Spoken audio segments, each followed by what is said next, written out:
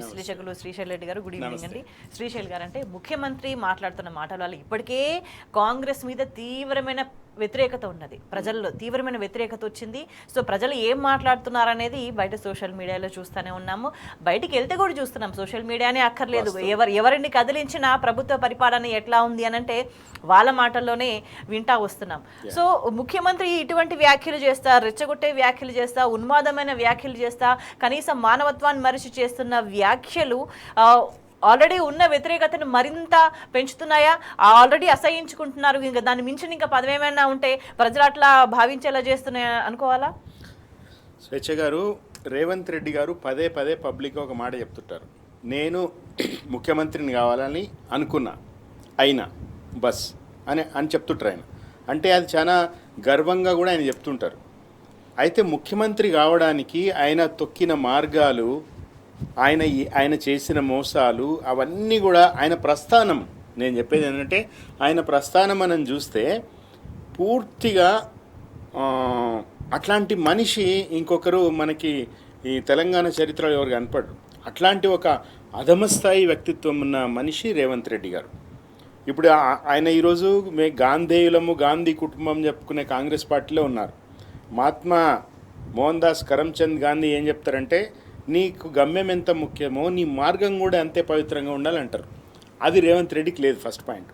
రెండు, ఇప్పుడు ప్రశ్న, మహాత్మా గాంధీ చెప్పిన సూత్రము రాహుల్ గాంధీకి ఉన్నదా, సోనియా గాంధీకి ఉన్నదా, ప్రియాంక గాంధీకి ఉన్నదా అనేది ప్రధానమైన ప్రశ్న. ఇప్పుడు చాలామంది మీడియాలో అంటూ ఉన్నారు, మీనాక్షి నటరాజన్ గారు వచ్చారు, ఆమె కట్టడి చేస్తున్నారు, ఆమె ఉన్నట్టుగా వాస్తవాలు పైన చెప్తున్నారు, ఆమె రాగానే తీర్మానాలను సస్పెండ్ చేశారు, ఇంకా కాంగ్రెస్ పార్టీని ప్రక్షాళన చేస్తారు అని అంటున్నారు. కానీ అది సాధ్యమయ్యే పరిస్థితి లేదు. ఎందుకంటే రాహుల్ గాంధీకి తెలియని విషయాలు ఏమి లేవు, అన్నీ తేట తెల్లంగా బహిర్గతంగా ఉన్నాయి. రాహుల్ గాంధీకి ఆయనకు ముడుతున్నాయి. సో కాబట్టి ఏదో కొత్తగా కాంగ్రెస్ పార్టీ తనను తాను సంస్కరించుకుంటుందని ఎవరైనా భావిస్తే అది చాలా పొరపాటు. అంటే ప్రజలు అట్లా భావించాలనే ఈ డ్రామాలు ఆమె వచ్చింది, ఆమె భుజానికి సంచేసుకుంది, ఆమె ట్రైన్లో దిగింది, ఆమె ఫ్లెక్సీలు వద్దంటుంది, ఇవే ఒడికి కావాలండి, ఇవి కాదు కదా. ప్రజల సమస్యల పరిష్కారం కావాలి, హామీలు అమలు చేయాలి. గవర్నమెంట్ ఈ రోజు మీది, మరి ఎవరు కమిషన్లు తీసుకున్నారు మీకు ఆ ఒక్క నిమిషంలో తెలిసిపోద్ది. మీనాక్షి గారు మీరేం మాట్లాడతారు? సో బేసికలీ ఏంటంటే రేవంత్ రెడ్డి పూర్తిగా బరి తెగించిండు. తర్వాత ఆయననే చాలా సభల్లో, నిన్న రవీంద్ర భారతిలో ఉద్యోగుల సభల్లో కూడా ఏం చెప్పిండు ఆయన, కేసీఆర్ గారిని చావు కోరుతూ ఉన్న సందర్భంలో ఆయన ఏం చెప్పిండు, పైసలు లేవు, ఆమ్దాని లేదు, నాతో అయితే లేదు, జీతాలు ఇచ్చే పరిస్థితి లేదు, మీకు పైసలు ఇస్తే మీరే నడుపుండి అని అంటున్నాడు. అంతకుముందు ఏం చెప్పిండు ఢిల్లీలో, అసలు రాష్ట్ర ఆర్థిక పరిస్థితి మీద నాకు అవగాహన లేదు కాబట్టి హామీలు ఇచ్చినామంటున్నాడు. తర్వాత అంతకుముందు ఏం చెప్పిండు, నా మంత్రులు నా మాట వింటలేరు అన్నాడు పబ్లిక్గానే. ఐఏఎస్ అధికారులని కూడా తూలనాడిండు, మీరు నా మాట వింటలేరని. అంటే ముఖ్యమంత్రిగా తను అట్టర్ ఫెయిల్యూర్ అనేది ఆయనకు అర్థమైపోయింది. కాబట్టే ఈరోజు తెలంగాణకి ముఖ్యమంత్రి ఎవరు అనేది ఒక రేవంత్ రెడ్డికి తప్ప ఎవరికి గుర్తుండట్లేదు. సరే అల్లు అర్జున్ అంటే ఆయనకు తెలియలేదు అనుకుందాం, సినిమా వాడు, ఆయనకి సమాజం గురించి ఏం తెలియదు అనుకుందాం. జూపల్లి కృష్ణారావుకి ఏమైంది, ఆయన మంత్రివర్గమే కదా. గాంధీ భవన్లో కూర్చుని ముఖ్యమంత్రి కేటీఆర్ గారు అని జూపల్లి అన్నాడు. కేంద్ర రక్షణ మంత్రి రాజ్నాథ్ సింగ్ చీఫ్ మినిస్టర్ రేనావ్ రెడ్డి ఏదో అన్నాడు. ఆ వ్యాఖ్యాత ఈయన పేరు మర్చిపోయాడు. ఈరోజు తెలంగాణ ముఖ్యమంత్రి అంటే కిరణ్ కుమార్ రెడ్డో, కేటీ రామారావు ఎందుకు గుర్తొస్తారు, ఈయన ఎందుకు గుర్తురాడు? అంటే ఏమి చేయలేదు కాబట్టి ముఖ్యమంత్రిగా ఫెయిల్యూర్ అయినానని ఆయన అనుకుంటున్నాడు కాబట్టి. సో కాబట్టి ఖచ్చితంగా ఈ ఫెయిల్యూర్ ముఖ్యమంత్రిని ఎవరైతే మద్దతు ఇస్తున్నారో, నేను రాహుల్ గాంధీని దోషిగా నిలబెడుతున్నాను. రాహుల్ గాంధీ కంటే ఇందాక పాపారావు గారు చెప్పినట్టుగా ఆయన చుట్టూ ఉన్న మేధావులు ఆ రోజు కేసీఆర్ గారిని అయిన దానికి కాందానికి నిందలు నిష్ఠూరాలేసి చిలువలు పరువల ప్రచారం చేసి కాంగ్రెస్ పార్టీకి దన్నుగా నిలిచిన, ఇప్పుడు రేవంత్ రెడ్డి ముఖ్యమంత్రి పీఠం ఎక్కినా నేను ఎవరెస్ట్ శిఖరం అనుకుంటున్నాడు కదా. ఎవరెస్ట్ ఎక్కే వాళ్ళకి స్వేచ్ఛ గారు అక్కడ హిమాలయ సానువుల్లో అక్కడ షెర్పాలు ఉంటారు, వీళ్ళకి సహాయాలు చేస్తుంటారు వీళ్ళు ఎక్కడానికి. అట్లాంటి షెర్పాలలాగా తెలంగాణ మేధావులు రేవంత్ రెడ్డిని పనిచేసారు, ఎక్కిపించలేనని ఎవరెస్ట్. అంటే ప్రజా సమస్యల గురించి ప్రస్తావించినప్పుడు, గలం విప్పినప్పుడు వాళ్ళని మేధావులు అని సంబోధించినరేమో, వాళ్ళు అక్కడి వరకు ఆగిపోయింది వాళ్ళ వాళ్ళ ప్రస్థానం అనేది అక్కడితో, మేధావులైన ప్రస్థానం అక్కడితో ఆగిపోయింది. ఎందుకంటే చాలా తీవ్రమైన సమస్యలతో కొట్టుమిట్టాడుతున్నా అయ్యో పాపం అనిపించే విధంగా పసిపిల్లల దగ్గర నుంచి చదువుకునే అమ్మాయిల దగ్గర నుంచి ఇబ్బందులు పడుతున్నా కూడా నిస్సిగ్గుగా సమస్య ఏమీ లేదు అని మాట్లాడిన వాళ్ళని మేధావులు అని అనుకోవాల్సిన అవసరం లేదేమో, వాళ్ళని ఆ మేధావులనే దాంట్లో నుంచి తొలగించాల్సిన అవసరంగా అనిపిస్తుందేమో. మేధావులు అంటే నేను తెలుగు లిటరేచర్ నేను చేసిన కాబట్టి మేధావులు అంటే మేధా ప్లస్ ఆవులు సవర్ణ దీర్ఘసంధి మేధావులు. ఆ ఆవులు తీసేసి ఇంకేదైనా కలుపుదామాడ, అది వీళ్ళకి సరిపోతుంది. సో నిజంగా చాలా విషాదకరమైన పరిస్థితుల్లో ఈరోజు తెలంగాణ ఉన్నది. ఒక రాష్ట్ర సాధకుని తెచ్చిన రాష్ట్రాన్ని దేశంలో అగ్రభాగాన నిలిపిన ఒక మహనీయుడిని కేసీఆర్ గారిని అంతగా తూలనాడడం, నాకు ఇప్పుడు రేవంత్ రెడ్డి నిన్న అన్న మాటలు ఇప్పుడు తలుచుకోవడానికి కూడా నాకు చాలా బాధగా ఉంది. అంత నీచమైన భాష. ఎవరైనా ప్రత్యర్థుల్ని మీరు చూసే ఉంటారు, మీడియాలో చాలా సర్క్యులేట్ అవుతుంది. బీఆర్ఎస్ ప్రభుత్వం పడిపోయిన తర్వాత ఒక టీవీ ఇంటర్వ్యూలో కేసీఆర్ గారు ఇంటర్వ్యూ చేస్తే ఆయన చాలా స్పష్టంగా ఒక దార్శనికుడిగా, ఒక మహోన్నతుడిగా ఆయన మాట్లాడిండు. రైట్, మీకు అధికారం వచ్చింది, మీకు పెద్ద పని ఇచ్చారు, మీరు ఇప్పటికైనా మంచిగా ఉండండి, మంచి పేరు తెచ్చుకోండి, బాగా చేసుకోండి, గుడ్ లక్ అని చెప్పిండు ఆయన. ఎవరికి? ఈయనకి, ఈ పనిమంతునికి. ఈయనేం మాట్లాడుతున్నాడు ఇప్పుడు?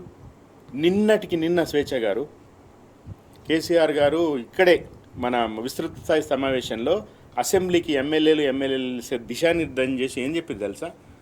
మీరెవ్వరూ కూడా సభలో దూషణలకు పాల్పడొద్దు, ప్రభుత్వ వైఫల్యాలని ఆధారాల సహితంగా మీరు మాట్లాడి నిలదీయండి అన్నాడు. అంత గొప్ప దార్శనికుని పట్టుకుని నువ్వు అట్లా చెత్తగా మాట్లాడడం అనేది ఈరోజు forget about BRS leaders, BRS సానుభూతి పనులు వదిలేయండి, వాళ్ళు ధర్నాలు చేస్తున్నారు, అసెంబ్లీ నుంచి ఎమ్మెల్యేలు సస్పెండ్ అయినారు, అవన్నీ చేస్తున్నారు. మామూలు న్యూట్రల్గా ఉండే సెక్షన్ కూడా ఈరోజు రేవంత్ రెడ్డిని అసహించుకున్నది, అది పుట్ట పగులుతున్నది.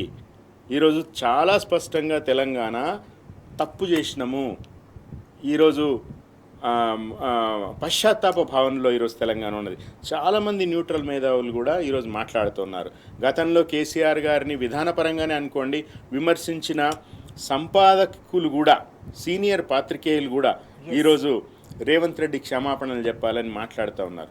ఈ చైతన్యం తెలంగాణలో ఎప్పటి నుంచో ఉంది. ఇంతకుముందు మీరు అన్నట్టుగా రేవంత్ చుట్టూ ఉన్న కొంతమంది పనికి మాలిన వాళ్ళకి ఇది అర్థం కావడం లేదు కానీ, బట్ చాలా చాలా చాలా సీరియస్ అంశము ఇది.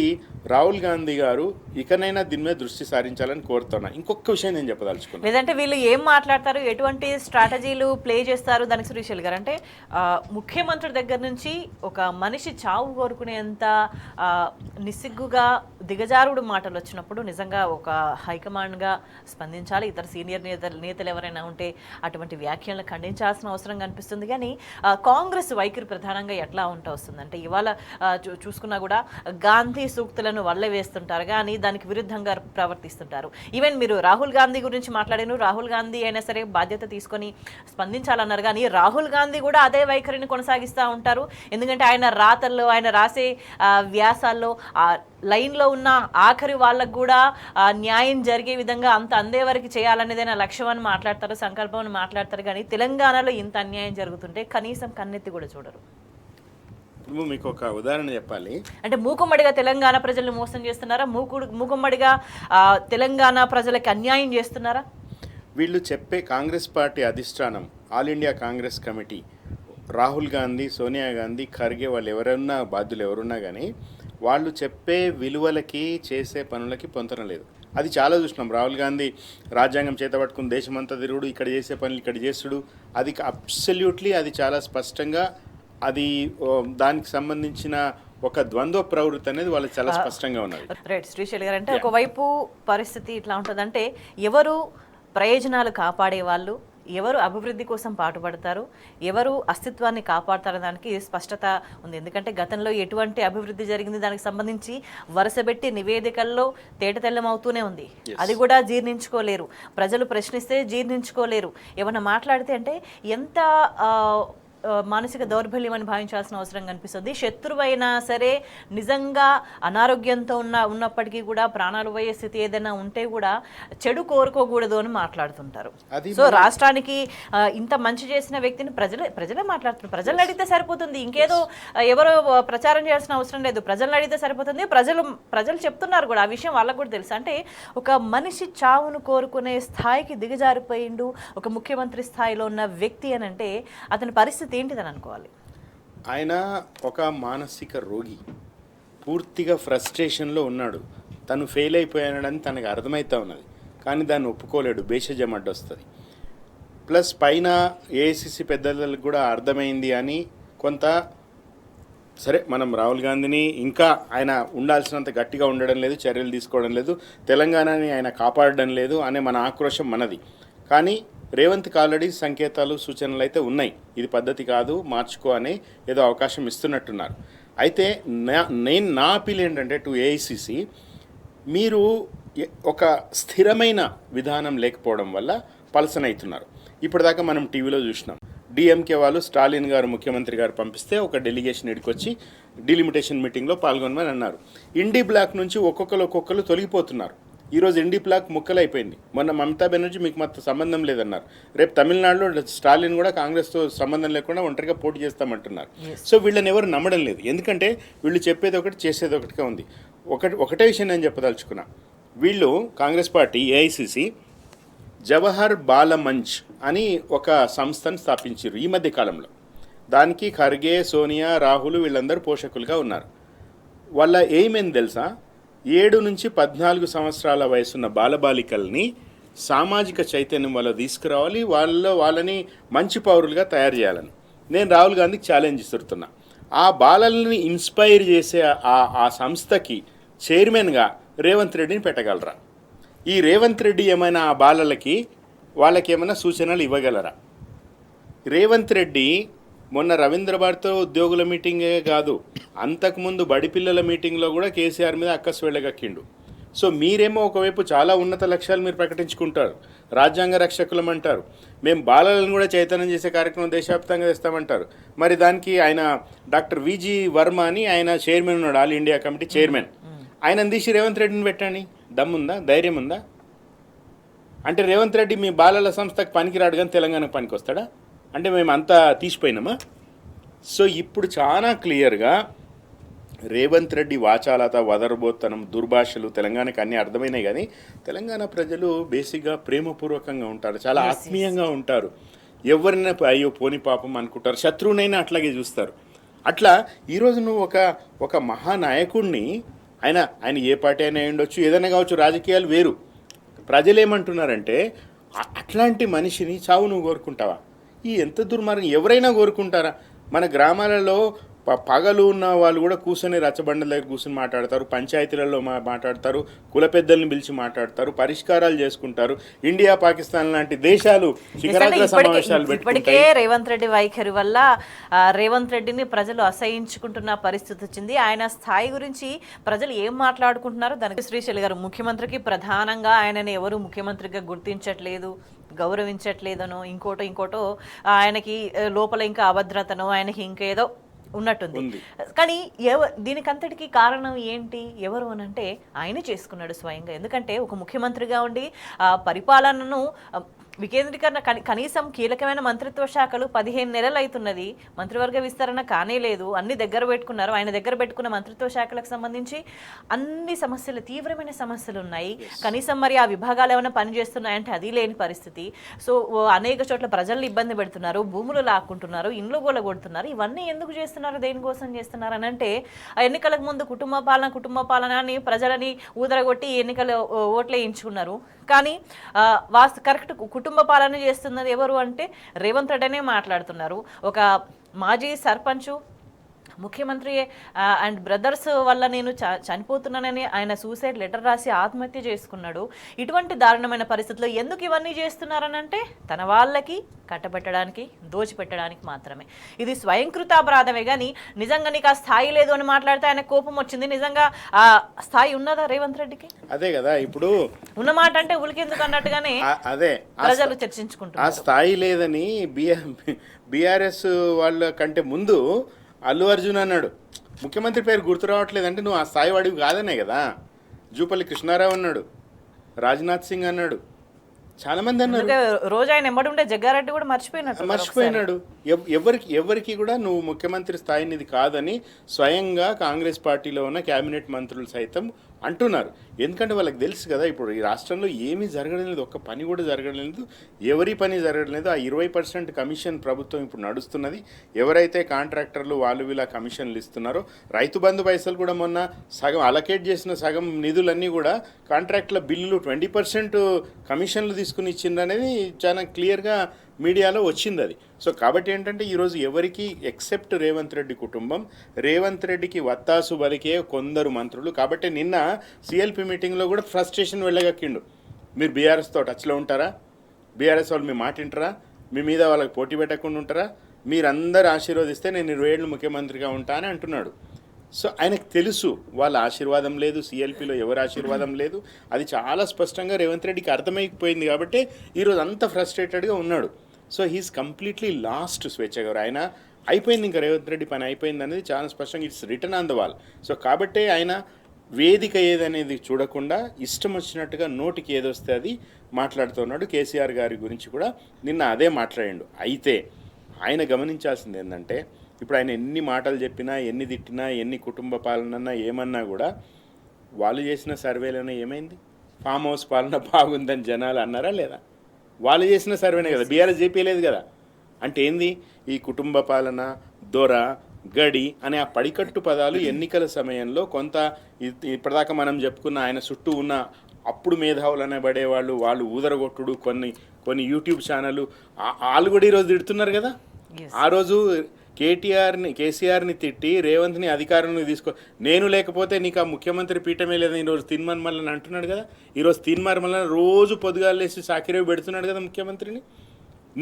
మీకు నన్ను సస్పెండ్ చేసినావు కానీ, మళ్ళీ నన్ను సస్పెండ్ చేసిన కానీ మరి ఎందుకో చిన్నారెడ్డిని చేయరని మధుయాష్కి అడుగుతున్నాడు కదా, కోమటిరెడ్డి వెంకటరెడ్డికి ఎందుకో చేయరని అడుగుతున్నాడు కదా.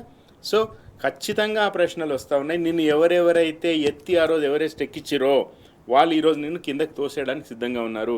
ప్రజలు కూడా నిన్ను రేపు ఒకవేళ దింపేసినా, రాహుల్ గాంధీ నిన్ను ఇంటికి పంపినా నువ్వు అనుకుంటున్నావేమో కానీ ఈ యొక్క సానుభూతి రాదు. కాంగ్రెస్ ఎమ్మెల్యే ఎవరు కూడా నీ వెనకాల రారు. నీ 20 ఏళ్ళు కాదు, ఇంకో 2 ఏళ్ళు కూడా ముఖ్యమంత్రిగా ఉండడం అనేది స్పష్టం అయిపోయింది. కాబట్టి ఇంత ఫ్రస్ట్రేషన్ గురై మాట్లాడుతున్నాడు తప్ప ఇంకోటి కాదు. ఖచ్చితంగా ఈరోజు నయా దొర, నయా నియంత, నయా గడి ఈరోజు రేవంత్ రెడ్డి కొడంగల్ నియోజకవర్గంలో ఆయన మహలు, జూబ్లీహిల్స్లో ఆయన మహలు అనేది అందరికీ అర్థమైపోయింది. మొన్న పాపం ఆ గుమ్మడి నర్సయ్య ఇల్లెందు సిపిఎంఎల్ ఎక్స్ఎంఎల్ఏ ఎన్నోసార్లు చేసిన ఆయన కూడా చెప్పిండు కదా, ఆయన ఇంటికి పోతే కలవని పరిస్థితి ఈరోజు ముఖ్యమంత్రి గారిది. ఇంకా వీళ్ళు ఈరోజు మళ్ళీ కేసీఆర్ ఎవరెవరిని కలవలేదని రేపు మాట్లాడడానికి మొహం ఉంటుందా వీళ్ళకి? జనాలు ఏం చూస్తారు అంటే ఎట్లా వాళ్ళకి కొత్త ఇన్ఛార్జ్ వచ్చి ఏదో మారుస్తుంది అనేది ఎట్లా అయితే ఒక భ్రమలు కల్పించడానికి చేసిండ్రో, గత కొన్ని మీటింగ్స్లో కూడా ఏదో సానుభూతి తెప్పించుకోవడానికి చేసిన ప్రయత్నం కూడా అది కూడా ఒక భ్రమ కలిగించే విషయంగానే భావించాల్సిన అవసరం కనిపిస్తుంది. ఎందుకంటే వాస్తవ పరిస్థితి ఏంటంటే ఆయనకి చాలా క్లియర్గా ఉంది, చాలా స్పష్టంగా తెలుసు. మరి ఎందుకు ఇటువంటి అడ్డగోలు వ్యాఖ్యలు చేయాలి? ఎందుకు కనీసం మానవత్వాన్ని మనిషి చావు కోరుకునే విధంగా మాట్లాడాల్సిన అవసరం ఏముంది? ఇప్పుడు ఏమి శాతగానప్పుడు ఏం చేస్తాం మనం? ఇట్లా మెటకలిరుస్తాం, అవునా?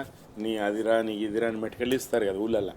అంటే ఏమి శాతగానప్పుడు ఇక ఒక నిస్సహాయ స్థితిలో ఉన్నప్పుడు అట్లా మాట్లాడతారు. సచ్చిలురైన వారు నిస్సహాయ స్థితిలో ఉన్నప్పుడు కూడా సరే ఎట్లా జరిగేది ఉంటే ఎట్లా జరుగుతుంది అని అనుకుంటారు. సరే ఏదో జరిగింది, దేవుడు అట్లా తలచిండు, లేతే ప్రజల తీర్పు అట్లా ఉంది. కేసీఆర్ గారు ఎంత హుందాగా ఆయన పార్టీ ఓడిపోగానే 10-15 నిమిషాలలో ఆయన ప్రగతి భవన్ ఖాళీ చేసి వెళ్ళిపోయింది. ఆయన ఆ తర్వాత ఇంతకుముందు చెప్పినట్టుగా ఇంటర్వ్యూలో కూడా చెప్పిండు రేవంత్ రెడ్డి గారు మీకు మంచి అవకాశం ఉంది, మంచిగా పని చేసుకోండి, మంచి పేరు తెచ్చుకోండి, గుడ్ లక్ అని చెప్పిండు. దాంతోపాటు పూర్తి టెన్యూర్ మీరు పరిపాలించండి అని కూడా మాట్లాడిండు. చెప్పిండు.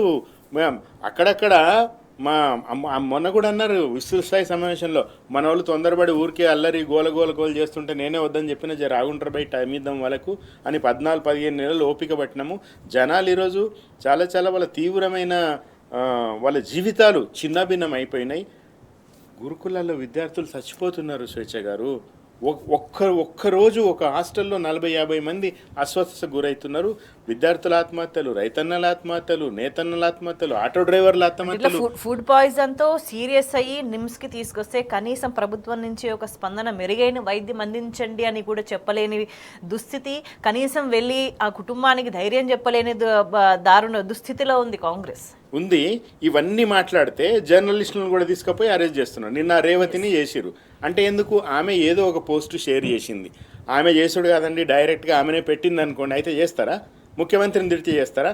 మరి నువ్వు మాజీ ముఖ్యమంత్రి చావు కోరుకుంటే నిన్ను చేయరా? ఆ కన్సర్న్డ్ డీసీపీ సింహప్రసాద్ ఎవరో ఆయన అంటున్నాడు అట్లాంటి దుర్భాషలు ఆడితే మేము అరెస్ట్ చేయమని. మీకు అడుగుతున్నా, ఆ డీసీపీ గారు సింహప్రసాద్ ఏదో మీ పేరు చేయండి రేవంత్ రెడ్డిని అరెస్టు. మీరు చట్టం పాటిస్తున్నారు కదా, మీకు ఒక కోడ్ ఉంది కదా, ప్రోటోకాల్ ఉంది కదా, రాజ్యాంగం ఉంది కదా, అరెస్ట్ చేయండి. అంటే రేవంత్ రెడ్డికి ఒక పద్ధతి, జర్నలిస్టులకు ఒక పద్ధతి. అంటే ప్రధానంగా మాట్లాడుకునేది ఏంటంటే సామాన్య జనం పరిపాలన ఎట్లుంది అనే ఒకే ఒక్క మాట అడిగితే వాళ్ళు ఏం మాట్లాడుతున్నారు, ఎట్లా మాట్లాడుతున్నారు, అంటే ఇట్లా మాట్లాడొచ్చా అని అంటే ఆయన నేర్పిన విద్యనే అని కూడా ప్రజలు సమాధానం ఇస్తున్నారు ఇవాళ అంటున్నారు. ఇప్పుడు ఒక ఆమె మా తాండూరులో ఒక ఆమె ఏదో మాట్లాడితే ఎట్లుందమ్మా రేవంత్ రెడ్డి పాలన అంటే ఆమె చెప్పిన మాటలు నేను వినాలంటే మీరు బిబ్ అని పెట్టుకోవాలి, మొత్తం బూతులే. ఏందమ్మా సీఎంని ఇట్లా అనొచ్చా అంటే అగో ఇట్లా మాట్లాడితేనే ఆయనకు అర్థమవుతుంది అంటుంది. ఆయనకు ఆ భాష తప్ప ఇంకోటి రాదు.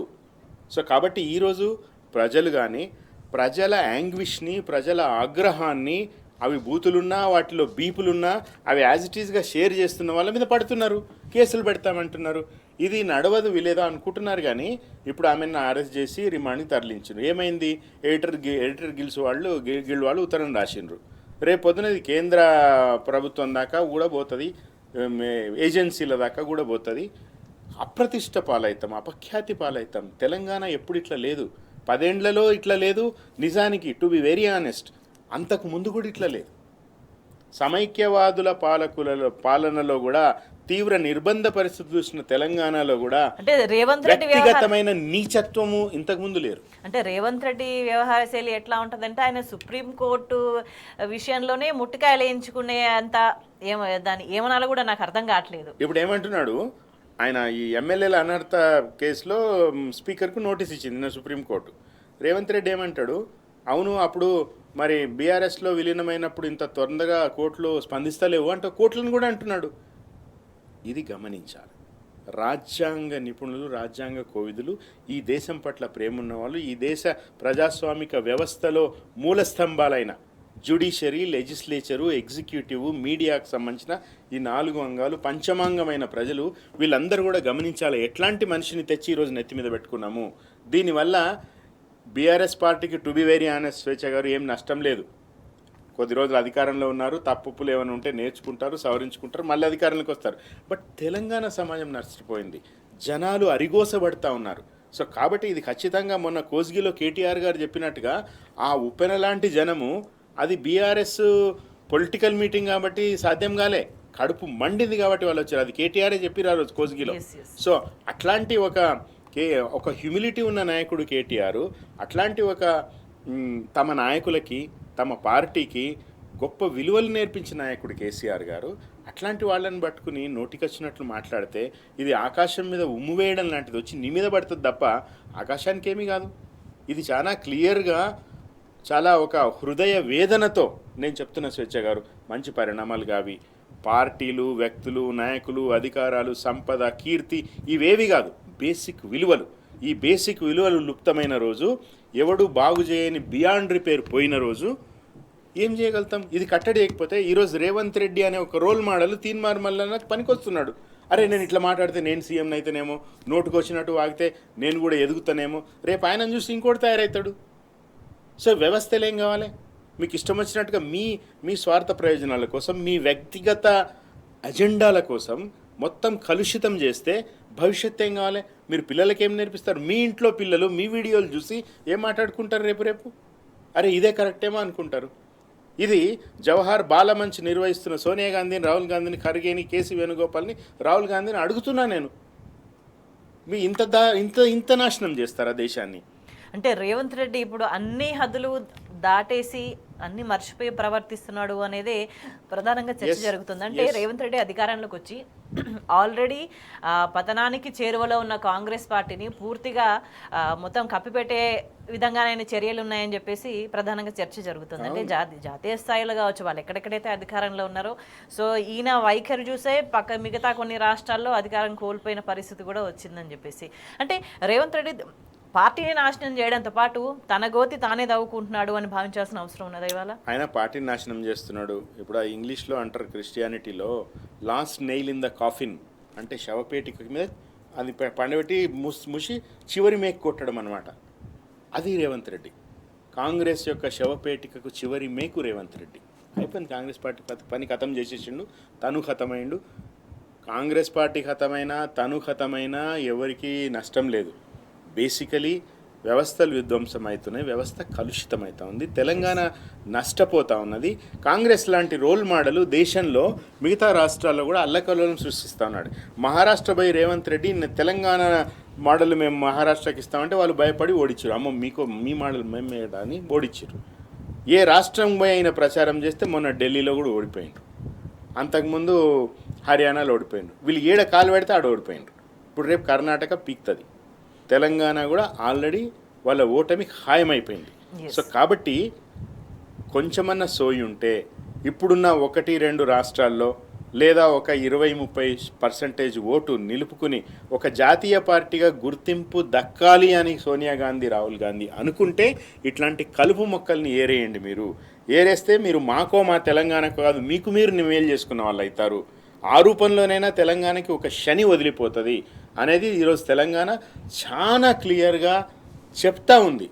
మౌనంగా కొంతమంది చెప్తున్నారు, విషాదంగా చెప్తున్నారు, కొంతమంది రాస్తున్నారు, కొంతమంది పాటలు పాడుతున్నారు, కొంతమంది బూతుల రూపంలో చెప్తున్నారు.